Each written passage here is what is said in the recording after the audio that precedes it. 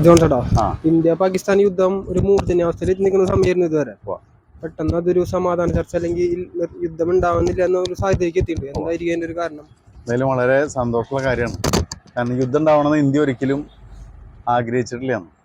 സത്യത്തിൽ പാകിസ്ഥാനിലെ പാകിസ്ഥാന്റെ സൈന്യത്തിന്റെ ഭാഗമാണ് ഭീകരവാദികൾ, മത ഭീകരവാദികൾ. അവർ ശരിക്കും പറഞ്ഞു കഴിഞ്ഞാൽ ഇന്ത്യയിൽ കടന്നു കയറി പാവപ്പെട്ട എന്താ പറയുക നിരപരാധികളായ ആളുകളെ വെടിവെച്ച് കൊല്ലുകയാണ് ഉണ്ടായത്.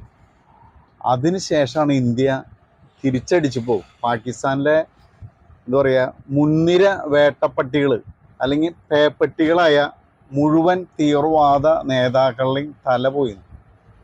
കാരണം അതിൻ്റെ വിഷമം കൊണ്ടാണ് പാകിസ്ഥാൻ ഇന്ത്യയിൽ ഡ്രോൺ ആക്രമണങ്ങൾ നടത്തിയത്.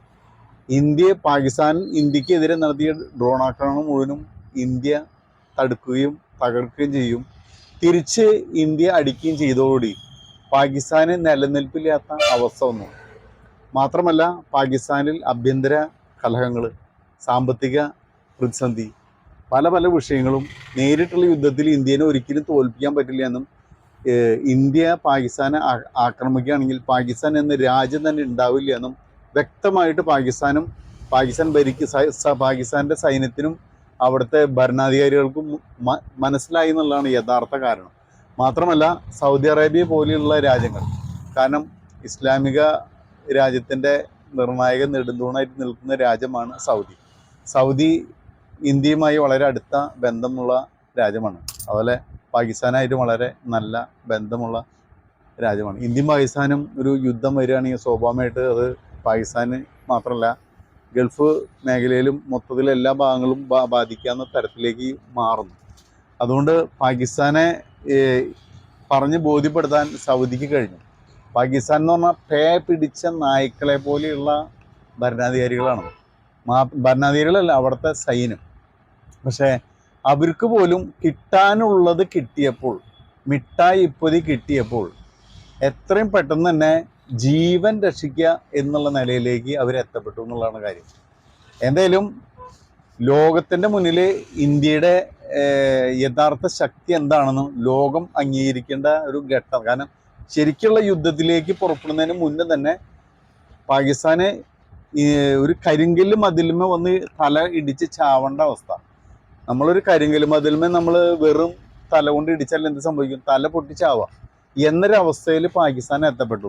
അത് പാകിസ്ഥാനിലെ സൈന്യത്തിനും പാകിസ്ഥാനിലെ ഭരണാധികാരികൾക്കും മനസ്സിലായിരുന്നു.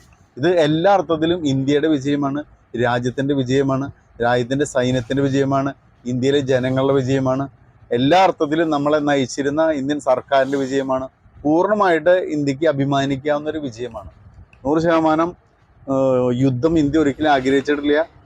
ഒരിക്കലും നമ്മൾ പാകിസ്ഥാനെ നശിപ്പിക്കാൻ നമ്മൾ ആഗ്രഹിച്ചിട്ടില്ല. എപ്പോഴും നമ്മൾ തടുക്കാണ് ചെയ്തത്. ശക്തമായ പ്രതിരോധത്തിൽ ഊന്നിയുള്ള നീക്കമാണ് നടത്തിയത്. എന്തായാലും ലോകത്തിന് ശാന്തി സമാധാനം ഉണ്ടാവട്ടെ.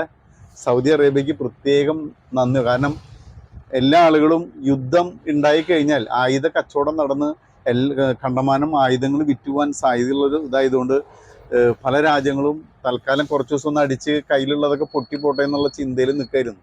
ആ സമയത്ത് സൗദി നിർണായകമായ ഇടപെടലാണ് നടത്തിയിട്ടുള്ളത്. കാരണം ഇന്ത്യയിലും പാകിസ്ഥാനിലും വന്നിട്ട് എന്തായാലും സൗദിയുടെ നീക്കങ്ങൾക്ക് ഒരു എന്താ പറയുക, ശരിക്കും പറഞ്ഞു കഴിഞ്ഞാൽ പാകിസ്ഥാന് അടി കിട്ടിയപ്പോൾ സൗദി രംഗത്ത് വരികയും ഇന്ത്യക്ക് ഫേവർ ആവുന്ന തരത്തിലുള്ള ഒത്തുതീർപ്പിലേക്ക് കാര്യങ്ങൾ പോകുന്ന രീതിയിലാണ് ഇപ്പോൾ കാണുന്നത്.